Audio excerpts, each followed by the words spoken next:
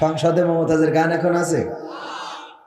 মনির খানের অঞ্জনা চলে যাওয়ার পরে ও যে কটা ক্যাসেট করেছে একটা ক্যাসেটও বাদ দিয়েছে অঞ্জনার নাম ধরে গান গাতে। সব কটা গেয়েছে না? আসিফ তার প্রিয়াকে হারিয়ে ও প্রিয়া তুমি কোথায় গেয়েছে না গায়নি? আবেদা জবেদা সবেদা যে যারে হারাইছে তার নাম ধরে গান গাইছে। মমতাজ আপারে এত সম্মান দিল, সে তার প্রিয় মানুষ হারাইতে রিক্সাওয়ালার কাছে যে বলল, ওরে ও রিক্সাওয়ালা তুই ধীরে ধীরে চালা, তোর সাথে বলবো আমার মনে কত জ্বালা। রিক্সাওয়ালার কাছে বলবে ওর প্রেমিক চলি গেছে। অথচ যেই নেত্রী ওরে এমপি বানাইলো, ওরে সংসদে উঠাইলো, সংসদে গান গাওয়ার ব্যবস্থা করলো, এই নেত্রী চলে যাওয়ার পরে একটা কথাও বলে না। ঠিক না বেঠে? ফাইটটা যায়, বুকটা ফাইটটা যায়।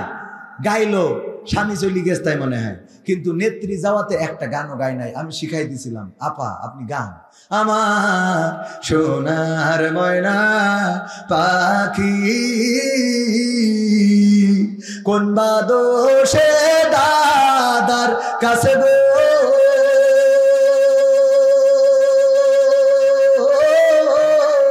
আমরা দেশে কেমনে থাকি রে আমার কলজের ময়না পাখি। গাওয়ার দরকার ছিল না, তবে গাচ্ছে না তা না, হয়তো গান গায় কিন্তু সেই গানটা এমন। এখন হয়েছে দেখেন, সব আদালতে তুলতেছে, কেউ ভেংসি কাটে। শাহজাহান বলে আমাদেরও সময় আসবে। সময় তো তোমাদের ছিল, আবার নতুন করে কি আসবে? সীমানা ঘেঁষা, যে কোনো সময় নেত্রী চট করে ঢুকে পড়তে পারে সোনাই নদী। শুনলাম এখানে তার কাটার বেড়াও নাই, কথা কয় না। সুতরাং আপনাদের দায়িত্ব বেশি না কম? আপনাদের বেশি, যেন ওখান থেকে ঢুকতে না পারে, আবার এখান থেকেও যেন বার হইতে না। কথা কয় না, ঠিক না বেটে? আমরা ঢুকতেও দেব না, বার হইতেও দেব না। যারা ঢুকেছে ওই পারে থাকেন, সাউন্ড করা যাবে না। আর এই পারে যারা আছেন তারাও থাকেন, কোনো অসুবিধা নাই, কিন্তু টু শব্দ করা যাবে না। কারণ 16টা বছর 17টা বছর আমাদের কথা বলতে দেন নাই। এখন অন্তত 16টা মাস আপনারা চুপ থাকেন, ঠিক না বেটে? একটু চুপ থাকার দরকার আছে না নাই? যদি চুপ থাকে তাইলে ঝামেলা নাই, আর যদি কথা বলে ঝামেলা আছে না নাই? আবার পত্রিকায় দেখলাম, আহারে আজকে দেখলাম নিউজ, আমার বিশেষ দলের লোকেরা ওই দলের হয়ে মিছিলে নামেরে। ও আল্লাহ, জাত গেল বলো এ কোন আজব কারখানা, জাত গেল বলো। সত্য কাজে কেউ নয় রাজি, ওরে সত্য কাজে কেউ নয় রাজি, সবই দেখি তা না না না, জাত গেল বলো। ঠিক না বেটে? এখন ছাত্র আন্দোলন, বৈষম্য বিরোধী আন্দোলন, জুলাইয়ের বিপ্লবটাকে অনেকেই তথাকথিত বলে থাকে। যারা তথাকথিত বলে 16টা বছর তাদেরকে কোন রাজপথে দেখা যায় নাই, বলেন ঠিক কিনা? 16টা বছর তারা সাঁতার টেনে দিয়ে চেয়ার নিয়ে বসে থাকতো, আর জিকির করতো সুবহানাল্লাহ সুবহানাল্লাহ, কথা কয় না। এখন আবার কথা বলে তথাকথিত ছাত্র আন্দোলন যদিও ভুল স্বীকার করে ক্ষমা চেয়েছে, কিন্তু এমন ভুল হবে কেন? কথা কয় না, এমন ভুল হবে কেন? মানে এটা হলো এরকম যে ওই আপনার একজন হোটেলে গেছে, তো হোটেলে যাওয়ার পরে ভিআইপি হোটেলগুলো, হোটেল আবাসিক হোটেল, ওইখানে তো টয়লেট গ্রামের মতো থাকে না। গ্রামে তো মানুষের এমনি বাগানে ঝাড়া অভ্যাস। তো এখন তারপরেও যায় একটু টয়লেটে যায় বদনা নিয়েতে কাম সাইতে, কিন্তু যেইতে হোটেলে যেই দেখে সে পায়খানা ঘর খুঁজে পাচ্ছে না। পরে কি করবে, ওতে তো কমোডে বসা অভ্যাস নাই, বুঝতেও পারিনি। একবার তো শুনলাম, আমি কাতারে যেয়ে শুনলাম, আমাদের একজন ভাই বলছে যে আরে আমার দাদা এবার উমরায় যাওয়ার পরে, আমার দূর সম্পর্কের দাদা উমরায় যাওয়ার পরে মক্কায় মোটামুটি ওই ডাউন প্যান্ট ছিল, সমস্যা ছিল না। মদিনায় এসে টয়লেটে ঢুকছে আর বেরোচ্ছে, ঢুকছে আর বেরোচ্ছে। আমি বলছি দাদা কি হয়েছে? কয় সে টয়লেট খুঁজে পাচ্ছি না। আমি বললাম যেটাই ঢুকছেন ওইটাই তো। কয় এইখানে সে কাম ছাড়বো সেটা কোন? তো ওই যে ঢাকনা খুলি দেখাই দেওয়া হইলো এই তো আছে এনে মানে কেমনে কি করবো। তো আমাদের একজন ভাই বলছে আপনার দাদা হয়তো, আপনি চলে আসেন আমি শিখাই দিচ্ছি। পরে শিখাই দিয়েছে, আবার খানিক পর বের হয়ে গেছে। বলছে দাদা কি হইলো, কাম সারেননি? তো বলছে কাম যে সারবো তা সোস পক্ষী করে সেইটাই তো বুঝে পারলাম না। বোঝেননি? মানে ওখানে কাম সারা যাবে কিন্তু পানি খরচ করবো কি করে, এই নিয়ে টেনশন। তো যাই হোক, একজন বলছে যে এইটা আমি যখন কাতারে যেয়ে বললাম, বলছে আপনার দাদার তো এই ঘটেছে। আমার একজন আসিল, সে তো আর এক ঘটনা ঘটাইছে। ও করিস কি সিঁড়ে ভিজাবে, তা জায়গা খুঁজে না পেয়ে ওখানে যে পানি জমি রে ওর মধ্যে সিঁড়ে ভিজে এসে বলছে সিঁড়িতে গুলাইতে আসি। সহ্য না করে পারা যায়? তো যাই হোক, এখন ওই হোটেলে লাইন না পেয়ে পায়খানা করেছে মোজার মধ্যে করে, মোজাটা ঘিরে দিয়ে ওই যে ফ্যান এক্সস্ট ফ্যান আছে ওই ফাঁক দিয়ে চেলি দিতে গেছে, ওখানে না বেঁধে ওই যে সিলিং ফ্যানে বেঁধে গেছে। বাদলি ওইটাই ঘুরে পুরো সারা ওয়াল ওই পায়খানার সেই গু লেগে গেছে। তো হোটেল কর্তৃপক্ষ এসে যখন ধরিয়েছে বলছে ভাই আমার ভুল হয়েছে, মাফ করে দেন। বলছে তোর মাফ করে দেবো, কোনো অসুবিধে নেই, কিন্তু আমার দুঃখ হইলো তুই এই সারা দালে হাগলি কি করে সেইটা কর। তো বিষয় হলো যে তোদের এরাম ভুল হবে কেন? যে তথাকথিত ছাত্র আন্দোলন এই শব্দটা হবে কেন? কথা কয় না। এই ছাত্র আন্দোলন না হইলে খালেদা জিয়া মুক্তি পাইতো না। এই ছাত্র আন্দোলন না হইলে তারেক জিয়া কথা বলতে পারতো না। এই ছাত্র আন্দোলন না হইলে কোন অন্য দল রাজপথে দাঁড়ানোর কোন সক্ষমতা দেখাতে পারতো না।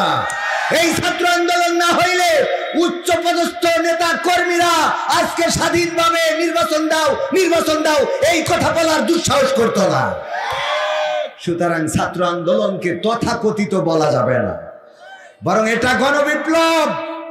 রক্ত দিয়েছে ছাত্ররা, হাজারেরও অধিক শহীদ হয়েছে, 20,000-এর অধিক আহত হয়েছে, হাত হারিয়েছে, পা হারিয়েছে, চোখ হারিয়েছে, কান হারিয়েছে। এই আন্দোলনকে যারা তথাকথিত বলে ওরা দাদাদের সুরে কথা বলে, দাদাদের প্রেসক্রিপশন নিয়ে চলে।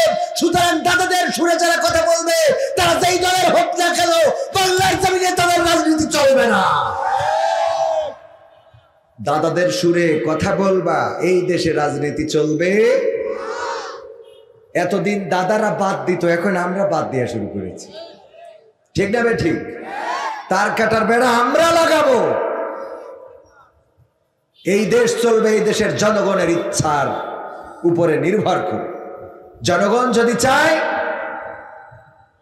ডক্টর ইউনূসকে ক্ষমতায় রাখবে, জনগণ যদি চায় বিএনপিকে ক্ষমতায় আনবে, জনগণ যদি চায় জামাতকে ক্ষমতায় আনবে, জনগণ যেটা সিদ্ধান্ত নেবে সেই জনগণের দেওয়া রায়ে এই দেশের সরকার প্রতিষ্ঠিত হবে। বলেন ঠিক কিনা? ক্ষমতায় কেউ স্থায়ী হয় না, হোক না সে হাসিনা কিবারে না, সে আরটা চিরকাল থাকে না। ক্ষমতায় কেউ স্থায়ী হয় না, মুজিবুর বেশি দিন থাকেনি, জিয়াউর কেউ তো রাখেনি। মুজিবুর বেশি দিন থাকেনি, জিয়াউর কেউ তো রাখেনি। এরশাদ চলে গেছে পৃথিবী ছেড়ে, এরশাদ চলে গেছে পৃথিবী ছেড়ে, কেউ আজ তার কথা কয় না। বলে ক্ষমতায় কেউ স্থায়ী হয় না, হাসিনা ক্ষমতা ধরে রাখতে আয়না ঘর বানিয়েছিল, জনগণের রোশন হলে সোনাই নদীর পারে গেল। হাসিনা ক্ষমতা ধরে রাখতে আয়না ঘর বানিয়েছিল, জনগণের রোশন হলে দাদার দেশে পালিয়ে গেল।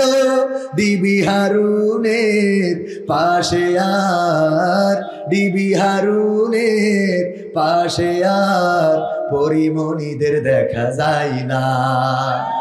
ঠিক না বেঠে? এখন কি আর তাদের দেখা যায়? এমপিরা সব কোথায় গেল? বলবো, বললো তো তাই মনে পড়লো। এমপিরা সব কোথায় গেল? মন্ত্রীরা সব কোথায় গেল?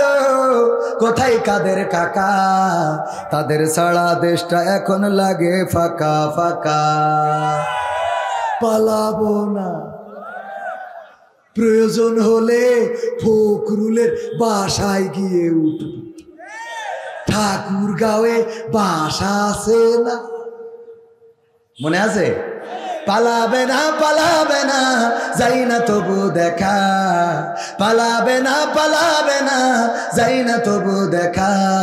তাদের সারা দেশটা এখন লাগে ফাঁকা ফাঁকা, ওদের সারা দেশটা এখন লাগে ফাঁকা ফাঁকা।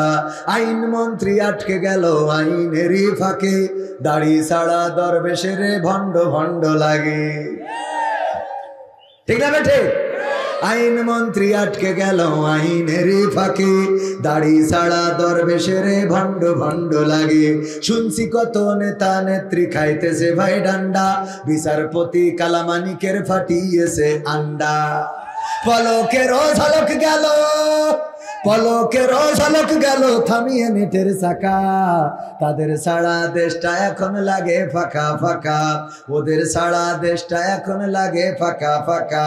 কই গেল সেই সংসদেতে মমতাজের গান? ওগো আমার ভাইয়েরা, তাইলে আমার সেই গানে ফিরে আসি, কারণ আমি আকর্ষণ এত ওয়াজ করলে হবে। কই গেল সেই সংসদেতে মমতাজের, মনে আছে? হ্যাঁ, কই গেল সেই সংসদেতে মমতাজের গান? কোথায় গেল হজরত বলা স্বামী ওসমান? ইনু মেনন দীপু মনি আছে কারাগারে, বাপ করিলেও পাপ কখনো ছাড়ে কি আর তারে। কোথায় গেল স্পিকারের, কোথায় গেল স্পিকারের দৃষ্টি আঁকা বাঁকা? তাদের সারা দেশটা এখন লাগে ফাঁকা। কই গেল সেই আরাফাত আর ব্যারিস্টার সুমন? কথা বলার সময় তারা করেনি ওজন। মুরগি কবির খাইছে ধরা, জাফর কোথায় আছে? গোপনে কি সেও গেল মোদি দাদুর কাছে? কোথায় গেল এ সালমের, কোথায় গেল এ সালমের কাড়ি কাড়ি টাকা? তাদের সারা দেশটা এখন লাগে ফাঁকা। লাগে না, লাগে না, কেন ফাঁকা ফাঁকা লাগে? কারণ হলো আমরা আগে রমজানের, এইবার রমজানের মাস গেল, কারেন্ট কি গিয়েছে? কথা কয় না, কারেন্ট গেছে। সাহরির সময়ও কারেন্ট আছে, ইফতারের সময়ও কারেন্ট আছে, তারাবির সময়ও কারেন্ট আছে। তারাবির সলাতে, সিয়ামে, কিয়ামে, ইফতারিতে সব সময় বিদ্যুৎ ছিল। যদি এখন ওবায়দুল কাদের কাকা থাকতো তাইলে বলতো এই সরকার ব্যর্থ সরকার। কারণ কি? কারণ কি? কারণ হলো এবার বিদ্যুৎ যাই নাই। মোমবাতি কি হবে?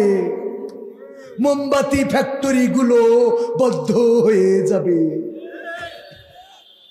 ঠিক না বেটে?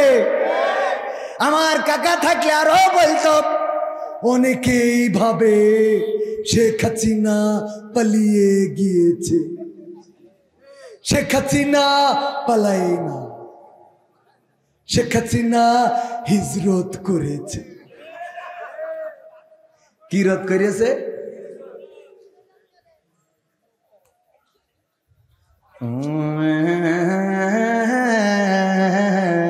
সময় তো খালি জাতি আছে।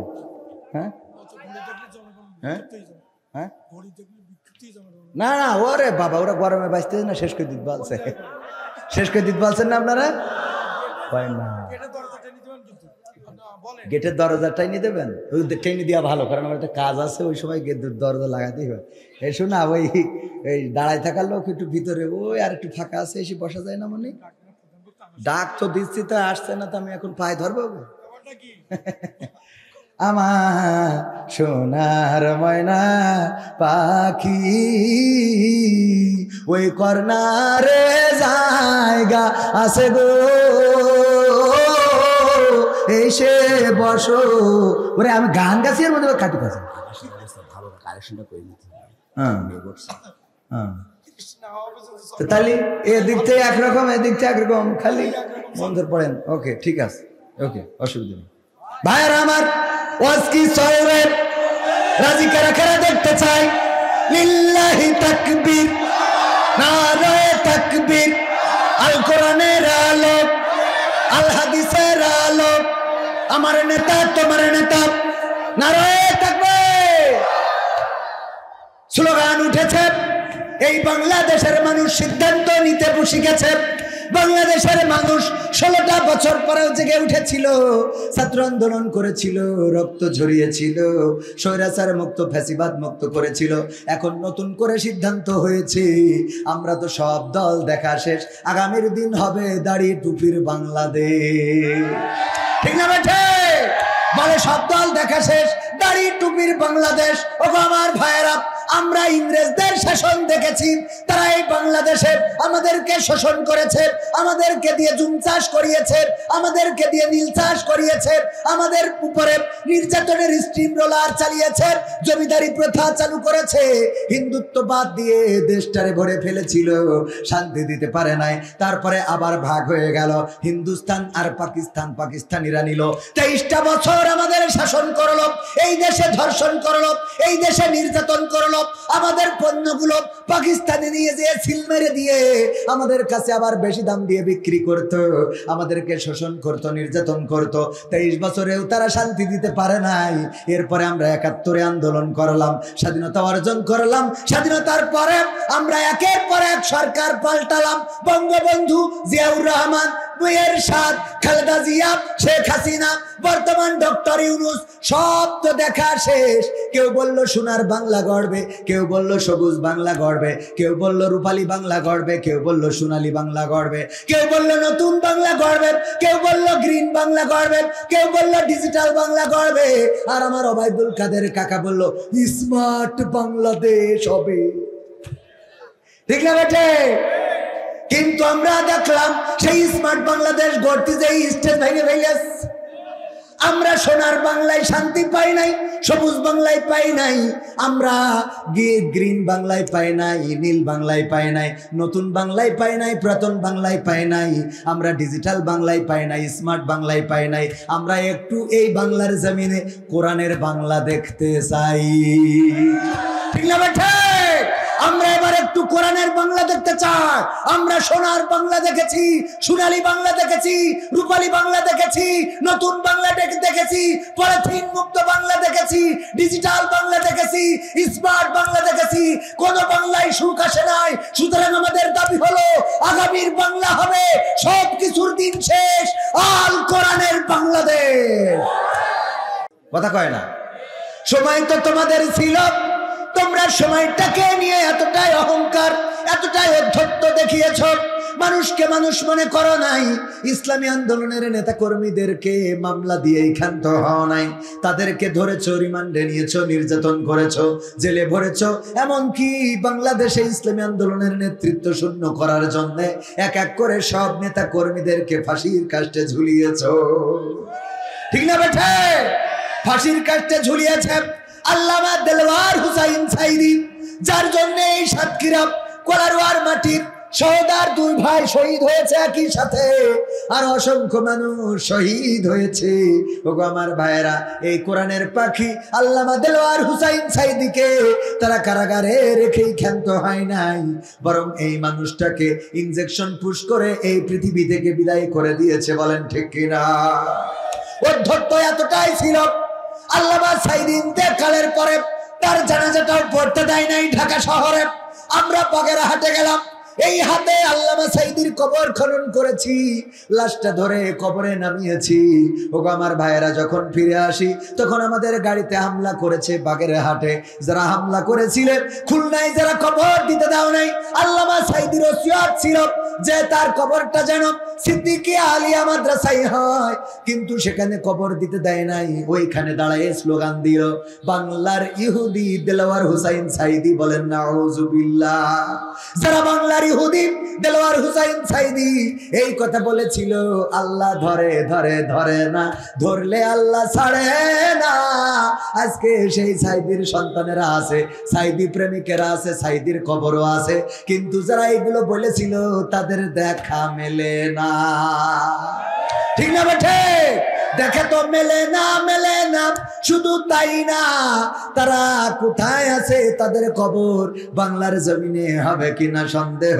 মাঝে মাঝে বলে আমরা চট করে ঢুকে পড়বো, কিন্তু বাংলাদেশের মানুষ বলে বুবু আইবা, তুমি আইবা রে, আইয়া বুবু সিয়ার পাইবা না। বুবু আইবা, তুমি আইবা গো, আইসা তুমি সিয়ার পাইবা। পাবে বাংলাদেশের জমিনে, আর এই সিয়ারটা পাবে না, এই সিয়ার আর দেয়া হবে না। কারণ যেই দলের নেত্রী নেতা কর্মীদের চিন্তা না করে নিজে হেলিকপ্টারে করে উড়ে যায়, নিজের চিন্তা নিজে করে চলে গেছে। তুই তো দাদার কাছে যাই ভালোই আছো, কিন্তু আমাদের যে কি অবস্থা এটা বুঝবা না, কথা কয় না। আমাদের তো অবস্থা খারাপ, বেরোইতে পারি না, লজ্জা লাগে। আরে এরপরেও আবার মাঝে মাঝে ঝটিকা মিছিল দেখা যায়। যারা ঝটিকা মিছিল করে ওদের যদি ন্যূনতম লজ্জা থাকতো তাইলে অন্তত রাস্তায় নামতো না, কথা কয় না। তুই যেই চেয়ারম্যানের জন্য ছুটি বেড়াচ্ছিস, নারায়ে তাকবীর, বিশেষ অতিথির আগমন, মাহফিলের পক্ষ থেকে। ওয়াজ শুনে কি ঠান্ডাই গেল না? আমি তো বাবু আকর্ষণ, এই জন্য ওয়াজও মানে কোন দিকে যাবো লাইন খুঁজে পাচ্ছি। একবার মনে করছি ওয়াজ শুনে, একবার মনে করছি গান শুনে। আকর্ষণ কিশোর, কিশোর কথা কয় না, কিশোর। আচ্ছা, হাত তুলে মা বোনেরও আছে, একটু গান শুনতে হবে না? সব শোনাবো টাইমের মধ্যে ইনশাল্লাহ। রাজি আছেন শুনতে? থাকা যাবে? পরিবেশটা করে দিয়েছেন কে? আল্লাহ রাব্বুল আলামিন সুন্দর একটা পরিবেশ করে দিয়েছেন। যেই সময় ঝড় হওয়ার কথা, বৃষ্টি হওয়ার কথা, সেই সময় আল্লাহ রাব্বুল আলামিন এত সুন্দর পরিবেশ করে দিয়েছেন। এইখানে যারা এসেছেন, যারা বসেছেন, যারা বাইরে আছেন, দাঁড়িয়ে আছেন, আল্লাহ কবুল করেছে আপনাদেরকে। আর যাদের কবুল করে নাই তারা এখানে আসতে পারে নাই। এখনো ওই ডান দিকে কিছু জায়গা আছে, যদি এই কোরআনের মাহফিলে এসে বসতে পারেন, আল্লাহ রাব্বুল আলামিন এই মাহফিল আপনার নাজাতের ওসিলা করে দিতে পারে। বলেন সুবহানাল্লাহ। আল্লাহ বলেছেন ওয়াইদা কুরিয়াল কুরআনু ফাসতামিউ লাহু ওয়া আনসিতু লাআল্লাকুম তুরহামুন। যখন তোমাদের সামনে কোরআন পড়া হয়, যখন তোমাদের সামনে কোরআন তেলাওয়াত করা হয়, যখন তোমাদের সামনে কোরআন থেকে বলা হবে, তখন তোমরা চুপ থাকবে এবং হৃদয়ের কান দিয়ে শুনবে, যাতে করে তোমাদের উপরে আল্লাহর রহমত বর্ষণ হতে পারে। ওগো আমার ভাইয়েরা, আল্লাহর রহমত যদি পেতে চান তাহলে হৃদয়ের কান দিয়ে শুনতে হবে, একটু চুপ থাকতে হবে। আমি তো বক্তা নই, আমি আপনাদের মাঝে এসেছি আকর্ষণ হিসাবে, কিছু আকর্ষিত করে যাব। প্রধান মেহমান রয়েছেন আমার শ্রদ্ধাভাজন ভাইজান আব্দুল সালাম যুক্তিবাদী, অত্যন্ত দারুণ আলোচনা করেন, তিনি কিছুক্ষণের মধ্যে আসবেন। ওগো আমার ভাইরা, দাঁড়ানো ভাইরা যদি ওই ডান পাশে এসে বসে যান তাইলে পরিবেশটাও সুন্দর দেখা যাবে। আর আপনারা এখানে বসে যদি শোনেন, এটা আপনাদের আমাদের নাজাতের ওসিলা হয়ে যেতে পারে। বলেন সুবহানাল্লাহ। যেই কথা বলছিলাম, মমতাজ আপা একটা গানও শুনাইল না, কারণ পেয়েছে যতদিন গেয়েছে ততদিন খেয়েছে, যতদিন গেয়েছে ততদিন নিয়েছে, যতদিন গেয়েছে ততদিন, যেদিন বুঝেছে আর পাওয়া হবে না সেই দিন বলে দিয়েছে ও গো বুবু আর গাওয়া হবে না রে। ঠিক না বেঠে? যতদিন পেয়েছে, খেয়েছে, নিয়েছে, ততদিন গেয়েছে। আর যখন বুঝেছে আর খাওয়া নেওয়া হবে না, তখন বলে দিয়েছে গাওয়া হবে না। তবে একদম গায় না তা না, মাঝে মাঝে গোপনে, না অসুবিধা, মাঝে মাঝে গোপনে যে গায়, ও আমার দরদি আগে জানলে তোর ভাঙা নৌকায় চড়তাম না, ভাঙা নৌকায় চড়তাম না, আর এই বিপদে পড়তাম না। ওরে বর্ডারেতে খাইলাম ধরা, বিসিটাও তো পাইলাম না। আগে জানলে তোর ভাঙা নৌকায় চড়তাম না। ঠিক না বেঠে? আমার ভাইরা মাথায় রাখবেন, ইসলামী আন্দোলন, কোরআনের পথ, আল্লাহর পথ, রাসূলের পথ, এটাই এমন যে পৃথিবীর পরে যদি বেঁচে থাকেন পাবেন সম্মান, আর যদি মারাও যান তাও সম্মানের জীবন নিয়ে মারা যাবেন। আমাদের যারা নেতৃবৃন্দ ছিল তারা এমন ছিল, ফাঁসির রশি দেখে কখনো কাঁপে নাই, ফাঁসির রশি তাদেরকে টলাতে পারে নাই, বরং তারা ফাঁসির আগে জিজ্ঞাসা করেছে সন্তানের কাছে, ওগো আমার কলিজার টুকরা সন্তান, বলো দেখি ফাঁসির কাষ্ঠে কেমন করে ঝুলবো, ফাঁসির কাষ্ঠে কি লুঙ্গি পরে যাব নাকি পায়জামা পরে যাব? আমার কবর দিতে যাবে পাবনাই কে, সাথিয়ায় অনেক দূরের পথ, রাস্তাটাও তত বেশি ভালো না, সুতরাং তোমাদের মাকে সাথে নিবা না, অসুস্থ হয়ে যেতে পারে, তোমরা যেও আমার কবরটা দিয়ে এসো। এমন কথা মৃত্যুর আগের দিন তারাই বলতে পারে যারা নিজেদের একেবারে আল্লাহর কাছে সমর্পণ করে দিয়েছে, যারা বলেছে ইন্না সলাতি ওয়া নুসুকি ওয়া মাহইয়ায়া ওয়া মামাতি লিল্লাহি রাব্বিল আলামিন, নিশ্চয় আমার সালাত, আমার কুরবানি, আমার জীবন, আমার মরণ সবকিছু বিশ্ব প্রতিপালক আল্লাহর জন্য। এই কথা যারা বলে দিতে পারে তাদের আর কোনো ভয় থাকে না, তাদের আর কোনো টেনশন থাকে না, দুশ্চিন্তা থাকে না, তাদের আর কোনো অন্য কোনো ভয় ভীতি কাজ করে না। তারা চিন্তা করে মরলেও ভালো, বাঁচলেও ভালো, দুনিয়ায়ও ভালো, আখেরাতেও ভালো, উপরেও ভালো, নিচেও ভালো, আমাদের খারাপ জায়গা বলে কোনো জায়গা নাই। কথা কয় না, ঠিক না বেঠে? আমার ভাইজান উনি গরু পালন করে, গরু একটা ছেড়ে দিয়ে এসেছে মাঠে খাওয়ার জন্যে, গরু যেন ঘাস খেয়ে বেঁচে থাকতে পারে বা ভালো করে নিজের পেটটা তওনা করে নিতে পারে, নিজের পেটটা ভরাতে পারে। গরু যেখানে খাচ্ছে, হঠাৎ করে পাশে থাকা একটা জঙ্গল থেকে বাঘ বের হয়ে গরুরে দৌড়ানি দিয়েছে, ধরার জন্য পিছু নিয়েছে গরুরে যখন বাঘ ধরবে, গরু এটা দেখে চুপচাপ বসে থাকে না, গরু বলে আয় দেখবো খেলা হবে, বলে খেলা হবে, বলে কথা না, বলে না, বরং গরু দেয় দৌড়, গরু দিয়েছে দৌড়, বাঘও দৌড়ায়, গরু দৌড়ায়, বাঘও দৌড়ায়। গরু বুঝতে পেরেছে বাঘের সাথে দৌড়ায় এত পারা যাবে না, কারণ বাঘের দৌড়ের গতি কম না বেশি, গরুর দৌড়ের গতি কম। এই জন্য গরু চিন্তা করলো পাশে থাকা একটা নরম কাদাওয়ালা ক্ষেত আছে, বুদ্ধি করে ওই ক্ষেতের মধ্যে দিয়েছে লাফ, 4 হাত পা একসাথে ডেবে গেছে। বাঘ ধরার জন্য বাঘও যখন লাফ দিয়েছে, গরুর থেকে বাঘের দৌড়ের গতি বেশি থাকার কারণে গরুরে রেখে 3 হাত সামনে যেয়ে পড়েছে। কয় হাত সামনে? বাঘেরও 4 হাত পা ডেবে গেছে কাদার মধ্যে। এমন কাদা অনেক জায়গায় আছে চূড়াবালির মতো, যতই বের হইতে চান ততই আটকে যায়, এমন আছে না নাই? গরু কোনো চিন্তা ছাড়াই বসে বসে পান চাবায়, আর বাঘ চিন্তা করে কি করে বের হব, কি করে বের হব, টানাটানি কোনোভাবেই বের হইতে পারে না কাদায়। আর গরুর দিকে তাকায় আর দেখে ওর টেনশনই নাই, খালি বসে বসে জাবর কাটাছে।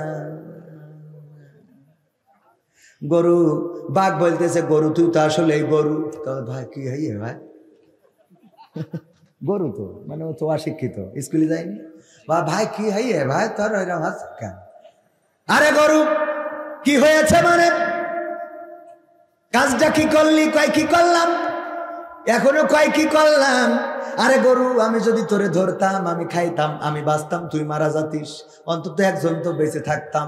আবার তুই যদি দৌড়ায় পালাই যাতি পারতিস, তাইলে তুইও বেঁচে যাতিস, আমিও বেঁচে যেতাম। কিন্তু এমন একটা আকাম করেছো কাদার মধ্যে লাফ দিয়ে, এখন এই 4 হাত পা কোনোভাবে বের করতে পারি না, ছাড়াইতে পারি না। এখন তুমিও মরবা, আমিও মরব। কয় তা অসুবিধা কি ভাই?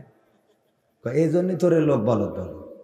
এই গরু অসুবিধার কথা বাদ দে, আমার কথা হলো যেই সময় আমরা আর বেরোইতে পারবো না, আমি টেনশন করতেছি কি করে বের হওয়া যায়, আর সেই সময় তুই জাবর কাটাচ্ছিস কোন আন্দাজে? এই ডাকো তোর জাবর কাটায় না আসে কেমনে? গরু বলতেছে, ও গো বাঘ ভাই, তোমারে আমি একটু ওয়াজ শোনাবো, কান খুলে শোনো। কি ওয়াজ? ইন্না সালাতি ওয়া নুসুকি ওয়া মাহইয়ায়া ওয়া মামাতি লিল্লাহি রাব্বিল আলামিন। আল্লাহু আকবার।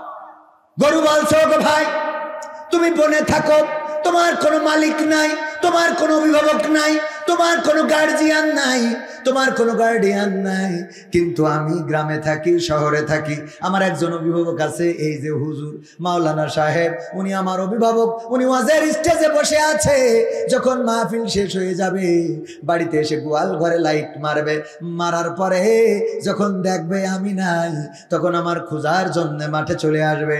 এসে মাঠে খুঁজতে খুঁজতে খুঁজতে খুঁজতে যখন আমারেও পাবে তোমারেও পাবে, তখন আমার মালিক আমারে বের করে নিয়ে যাবে, আর তোমার ওইখানে বড় খাদার মধ্যে কবর দিয়ে তারপরে বাড়ি যাবে।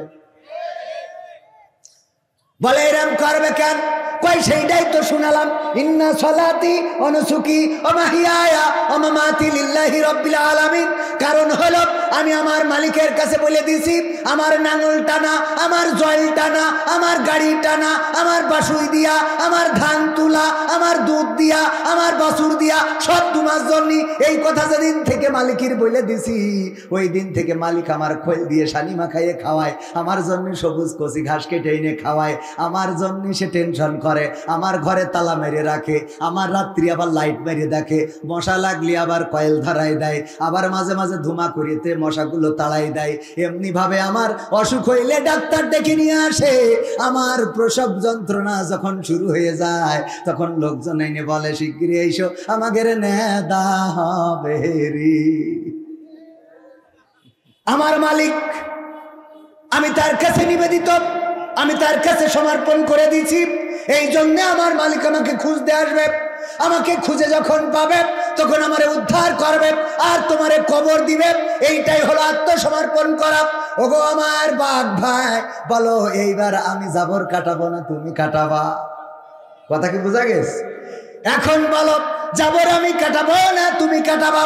বুঝে নেন ভাইরা আমার, যারা আল্লাহর কাছে নিজেদের মাথাকে নত করে দেয়, বলেন না সলাতি ওয়া নুসুকি ওয়া মাহইয়ায়া ওয়া মামাতি লিল্লাহি রাব্বিল আলামিন। নিশ্চয় আমার সলাত, আমার কুরবানি, আমার হায়াত, আমার মাউত বিশ্ব প্রতিপালক আল্লাহর জন্য। ওরা যখন ফাঁসির কাষ্টে যায় তখনও জাবর কাটায়, আবার যখন মন্ত্রিত্বের চেয়ার পায় তখনও জাবর কাটায়। কথা কয় না? কারণ কি? কারণ হলো তারা জানে আমাদের মালিক আছে। মালিককে আমরা আল্লাহর কাছে বলে দিয়েছি, সব তোমার জন্য, জীবন মরণ সব তোমার জন্য, ওগো রব তোমার জন্য নিবেদিত করে দিয়েছি। সুতরাং আমাদের হাতে হ্যান্ডকাপ লাগাইলেও আমাদের মুখের হাসি কেড়ে নিতে পারে না, আমাদের রিমান্ডে নিলেও মুখের হাসি কাটতে পারে না, আমাদের যাবজ্জীবন জেলে দিয়েও আমাদের মনোবল ভাঙতে পারে না, আমাদেরকে ফাঁসির কাষ্টে ঝুলাইলেও আমাদের মনোবল ভাঙতে পারে না। কারণ আমরা তো এই পৃথিবীতে জন্ম নিয়েছি শহীদ হয়ে, শহীদি মৃত্যু আকাঙ্ক্ষা করেই এই পৃথিবীর পরে চলি। আমরা জন্ম নিয়েছি মৃত্যু দিয়েই, সেটা আল্লাহর কাছে আমাদের জীবনটা সমর্পণ করে দিয়ে প্রমাণ করে দেব, ওগো রব আমাদের সবকিছু তোমার জন্যই নিবেদিত। ঠিক না বেঠে? তাইলে আল্লাহর জন্য যদি নিবেদিত হন, আর চিন্তার কি কোনো কারণ আছে? আছে। সে আল্লাহর জন্য সমর্পণ করার দরকার আছে না নাই? আমার নেত্রীরা, আমার মন্ত্রীরা, আমার ওবায়দুল কাদের হাফিজাহুল্লাহ, আমার শামীম ওসমান রাহিমাহুল্লাহ, আল্লাহর ওলিরা, তারা নিজেদেরকে সমর্পণ আল্লাহর কাছে করে নাই, তারা সমর্পণ করেছিল বাতিলের কাছে, সমর্পণ করেছিল দাদাদের কাছে। এই জন্য যখন শেখ হাসিনা বিপদে পড়েছে তখন বলে নাই আল্লাহ রক্ষা করো, তখন বলেছে নরেন্দ্র ও মোদি তুমি হেলিকপ্টার পাঠাও রে। ঠিক না বেঠিক? হ্যাঁ, এটা রিকোয়েস্ট। রূপের বড়াই করিস না রে, রূপ চিরদিন থাকে না। রূপের বড়াই করিস না রে, রূপ চিরদিন থাকে না। নিজের মুখটা দেখা একদিন হইবে তোমার যন্ত্রণা। নিজের মুখটা দেখা একদিন হইবে রে তোর যন্ত্রণা। সময় হইল বড় শিক্ষক, সব দিবে শিখাইয়া। সুখের জীবন থাকবে না রে, দেখবে না কেউ চাইয়া। সময় হইল বড় শিক্ষক, সব দিবে শিখাইয়া। সুখের জীবন থাকবে না রে, দেখবে না কেউ চাইয়া। মরার আগে মরবি রে তুই, জ্বালা সইতে পারবি না। মরার আগে মরবি রে তুই, জ্বালা সইতে পারবি না। নিজের মুখটা দেখা একদিন হইবে তোমার যন্ত্রণা। নিজের মুখটা দেখা একদিন হইবে রে তোর যন্ত্রণা। কিসের এত বড়াই তোমার মাটির দেহ লইয়া? ময়রা দেখো পোকামাকড় শেষ করবে সব খাইয়া। কিসের এত বড়াই তোমার মাটির দেহ লইয়া? ময়রা দেখো পোকামাকড় শেষ করবে সব খাইয়া। এই দুনিয়া ছাড়তে হবে, অহংকার আর কইরো না। এই দুনিয়া ছাড়তে হবে, অহংকার আর কইরো না। নিজের মুখটা দেখা একদিন হইবে তোমার যন্ত্রণা। নিজের মুখটা দেখা একদিন হইবে রে তোর যন্ত্রণা। ক্ষমতার বড়াই কইরো না ভাই, সে আর চিরদিন থাকে না। পাওয়ারের বড়াই কইরো না বোন, সে আর চিরদিন থাকে না। নিজের শেয়ার দেখা একদিন হইবে তোমার যন্ত্রণা। নিজের শেয়ার দেখা একদিন হইবে তোমার যন্ত্রণা। ঠিক না বেঠে? নিজের চেয়ার দেখে যন্ত্রণা হবে,